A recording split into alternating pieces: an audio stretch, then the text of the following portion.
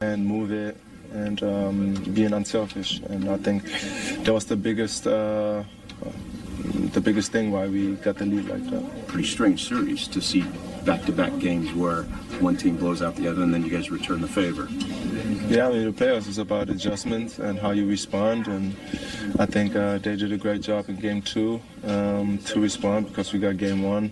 We did the same thing tonight, and Game 4 is going to be even more important for us. And at that point, after you made your first couple free throws, the game switched. Like, that was the middle of a 22-point turnaround. How did get into the line tonight and really get into the line all season? How does that like spur success for the Lakers right now? Well, I think for our ball club or for any. If you talk about guys in the league that have the ability to score and score in bulk, the best thing for them to do is see the ball just to go through the rim. And, they're called free throws for a reason, so you want to try to go up there and make them. They're free, and, for me, I saw those. We're not done. Just want to keep it going. For someone like yourself that thrives off of energy, obviously you've seen it throughout this roster here in the postseason, but when you got those possessions from a guy like LeBron at 38 years old running into the stands, what does that do for your ball club? I mean, that's on the defensive end, that's where we got to put our head on. I mean, that's making hustle plays like that and putting everything on the line. Seeing him after the game, like really, don't have no energy no more. That's what we need from him. I mean, for our ball club means a lot. I think everybody in here knows we got to do the same thing what Bron does, match it, and it's just great to see. Thanks, Dennis.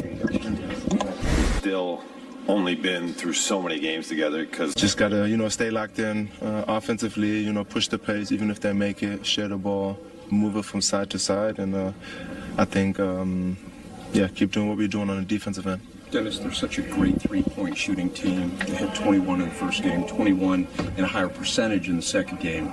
But tonight they only hit 13. You were a big part of that, how you were shadowing Steph at times. What was key to slowing down their three-point shooting? Yeah, I think we adjusted. Game 2, Steph did a great job of finding everybody. Draymond putting pressure on the paint.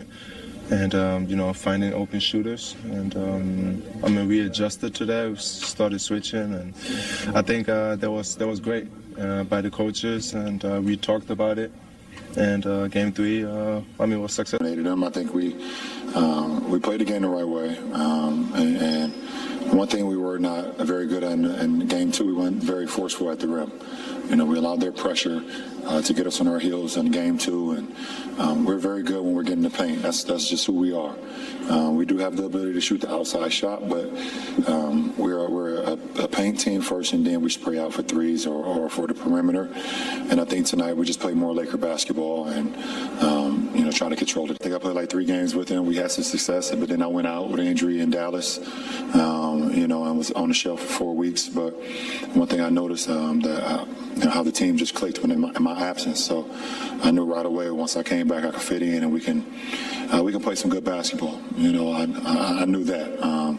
I knew guys were playing for one another. Guys were playing hard. We were sharing the ball, and we were playing the way that we envisioned the Lakers to play. And it's resulted in us being in the second round of the playoffs up until this point.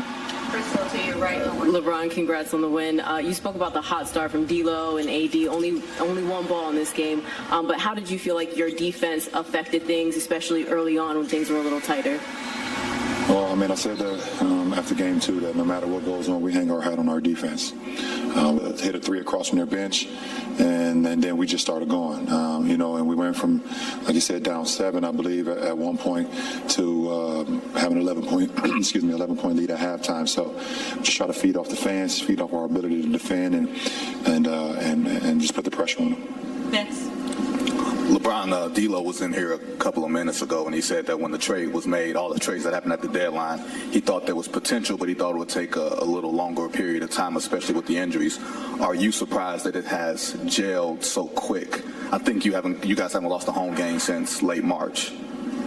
Well, obviously, big win. How do you see that growth playing out in your locker room? Well, every day is a learning experience for our club. Like you said, we're relatively new to each other, so every time we get an opportunity to come together, either through a practice or a bus ride or a trip or a game. It's another opportunity for us to continue to learn each other, continue to get better, and continue to build our chemistry. And today was another example of that. LeBron, by not shooting in the first quarter, was this another case of you just let the game come to you and let it build along the way? Well, obviously, you see the way D'Lo started the game. I think he had our first 11, and then AD chipped in, I believe, 7 in that quarter. So it allowed me to, kind of focus on the glass. Also had a few assists in that first quarter. It wasn't how the game was playing, but that's just how the game was going. And for me, I'm never a force guy. I've always been a guy, let the game come to me and make my imprint when needed. It keeps us on alert, throughout 48 minutes. Every possession, 24 seconds on the shot clock, they will make you work throughout that whole possession. So, you have to be alert and test our defense every single possession going against a team that with so much firepower. Thank you. LeBron, obviously, job's not finished, but to keep having significant basketball moments with this city, what does that mean to you right now? Just try to make memorable moments, that's all, and the postseason is the best time in our league. You have an opportunity to play in the playoffs, something that you never forget about, and something that you never take for granted. So, the moments we get to play in front of our fans, we cherish those for the rest of our lives, that's for sure. Chris? Brian, this series is every other day. You're playing a game. Narratives get changed and shifted each game. I know you're used to this. How has your team? Have you been able to evaluate your team and how they handle, Lead, what does that mean for you guys mentally?